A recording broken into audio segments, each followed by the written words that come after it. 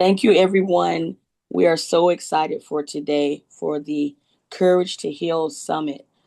This is going to be amazing, and the speakers are absolutely brilliant. I can't wait for you to hear this first speaker, Danielle Brzusek. Go ahead and introduce yourself. Good morning, everyone. Thank you for being here and for being open to a conversation that impacts far more people than we often realize.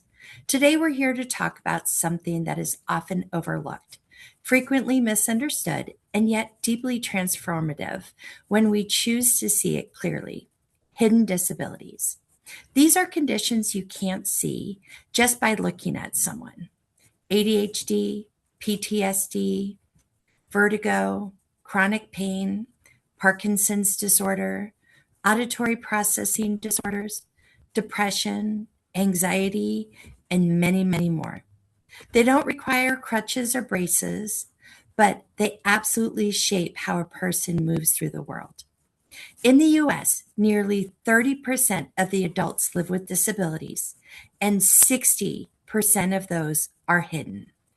That means many of the people around us, friends, family, classmates, coworkers, are carrying challenges we never see. My name is Danielle Brzusek. I am one of those people. I have a hidden disability, auditory processing disorder, and it has shaped my life, my journey, and ultimately my mission. Auditory processing disorder, or APD, is a neurological condition that affects how the brain interprets and makes sense of the sounds it hears. People with APD usually have perfectly normal hearing, but their brains have difficulty filtering, organizing, and understand the spoken information, especially in environments with noise, fast speech, or complex instructions. My mission is simple: to help people with invisible disabilities feel seen, understood, and empowered, to turn what others may view as a weakness into their greatest strengths. Before we go further, I want to invite you into a brief moment of reflection. Think of a time when someone misunderstood you or underestimated you based on something they didn't see. How did it feel? That feeling is a daily reality for millions of people. And in the workplace, this gap is understanding is significant. 50% of managers report they don't know how to support an employee with a non-visible disability. And 4% of companies have formal awareness training around hidden disabilities. This conversation is why this matters. I want to take you back to a time when my struggle began. Growing up, school was hard for me, really, really hard. Not because I didn't understand the material, but because my brain processed sound and information differently. I would hear words, but they didn't always make sense in real time. There was always a delay, like a computer not being connected to the computer screen. Reading, writing, listening, everything took just a little longer. Everything felt just a little harder. I had tutors every day, studied endlessly, and still walked away with D's and F's. I wasn't lazy. I wasn't distracted. But from the outside, that's exactly what it looked like. My challenges weren't visible, so people made assumptions. And then one day, my high school principal looked me in the eye and said, "You'll be lucky if you graduate high school." Those words stung me. They crushed me for a moment, but they also lit a fire within me. I promised myself right then I would graduate high school, I would go to college, and I will build the life I want. I started advocating for myself. I asked for accommodations, essay-based tests, verbal exams, anything that aligned with my strengths. Some teachers supported me, some teachers didn't, but I kept pushing. With the support of my family, I enrolled in a high school 3,000 miles away from my home that specialized in students with learning differences. And I thrived. For the first time ever, my effort matched my results. I earned honors. I built systems, planners, routines, visualization techniques that changed my life. I graduated from high school. I earned my associate's degree, then my bachelor's, then a paralegal certificate. And today, I've built a successful career in corporate governance, legal operations, and own businesses. But my challenges didn't end when school did. When I entered the workplace, I hid my disability, like many people do. A recent study of 3,000 job seekers with disabilities showed that only 12% feel comfortable disclosing their hidden disability during an interview. Eventually, my responsibilities exposed my challenges. I disclosed my disability, hoping for support, but what I received wasn't enough.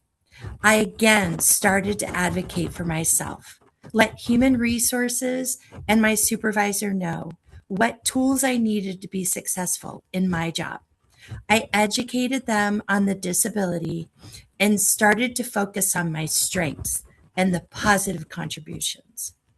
But like every setback in life, I use it as fuel, not to fight myself, but to fight the stigma. I realized something powerful. My disability wasn't the problem. People's lack of understanding was. So I started advocating, not just for myself, but for whoever have felt unseen. Anyone who has been underestimated. Anyone who has carried a silent battle and still showed up. Over the years, I've navigated school, work, relationships, and life with an invisible disability. And through that journey, three key strategies emerged. These aren't theories, they are the practices that carried me from struggling student to empowered advocate.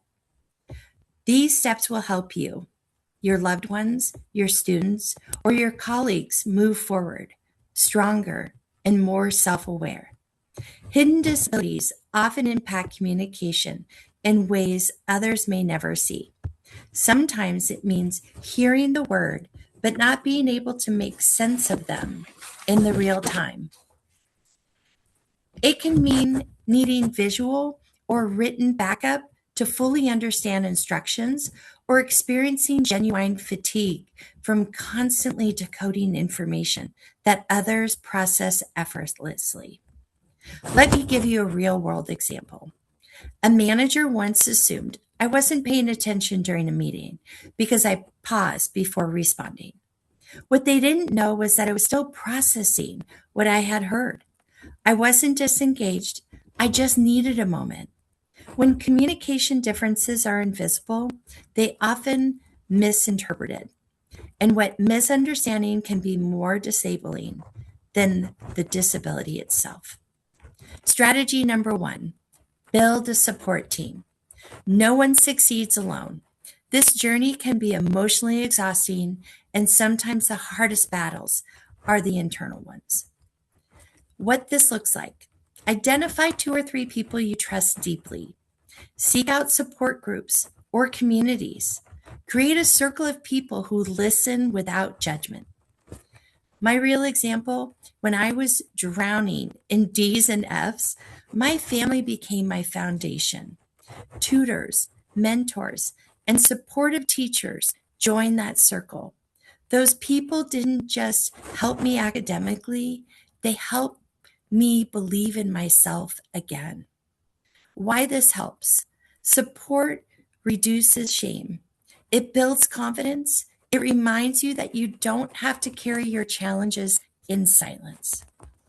Strategy number 2, advocate for yourself. Your voice is the most powerful tool. Advocacy isn't confrontation, it's clarity. Ways to advocate. Prepare a script for explaining your needs.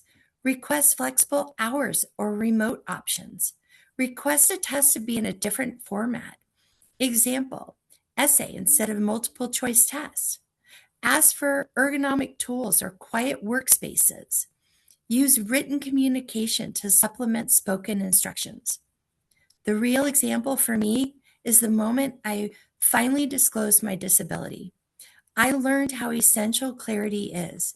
The more specific I was about what I needed, the easier it became for others to support me, whether they understood my disability or not. Why this helps? Advocacy closes the gap between intention and reality. It gives others a chance to show up for you. Strategy number 3, persist and pivot when needed. This is the heartbeat of transformation. Persistence doesn't mean pushing through at all costs. It means staying committed to your growth and pivoting when something isn't working. The real example for this in my life has been I didn't just push through school. I changed the method. I didn't just push through work. I changed the approach. Pivoting isn't failure. Pivoting is a strategy. Why this helps? Persistent builds resistance. Pivoting builds adaptability. And together they build power. Because people with invisible disabilities build skills others may not need. Persistence, creativity, innovation, and emotional intelligence. These 3 strategies are the same steps that help me become not just capable, but confident, not just functional, but empowered. And they are the same steps that can help you or someone you love to rise with strength, clarity, and pride. Because the truth is, we are not defined by our disabilities. We are defined by our abilities. Before we wrap up, I want to give you something that can help you start applying what we talked about today. I created a simple, powerful tool called Reframe Rise, a mindset shift checklist for invisible disabilities. It's a downloadable guide that helps you identify limiting beliefs, reframe your internal dialogue, recognize your strengths, build clarity around your needs, take immediate empowering action. It's quick, it's practical, and it's designed to help you build momentum right away. As future leaders, educators, colleagues, parents, and innovators, you have the power to shift the narrative around hidden disabilities. Remember, not all disabilities are visible, but everyone deserves to be seen. Every challenge deserves respect, and every story deserves understanding. Together, we can create environments where people feel safe to share their struggles, where empathy replaces judgment, and where resilience is recognized, not as a response to struggle, but as a source of strength. Let's support each other, let's rise together, and let's lead with compassion, courage, and inclusion. Because the truth is this, not everyone with a disability looks disabled, and not everyone without one is operating without struggle. Thank you.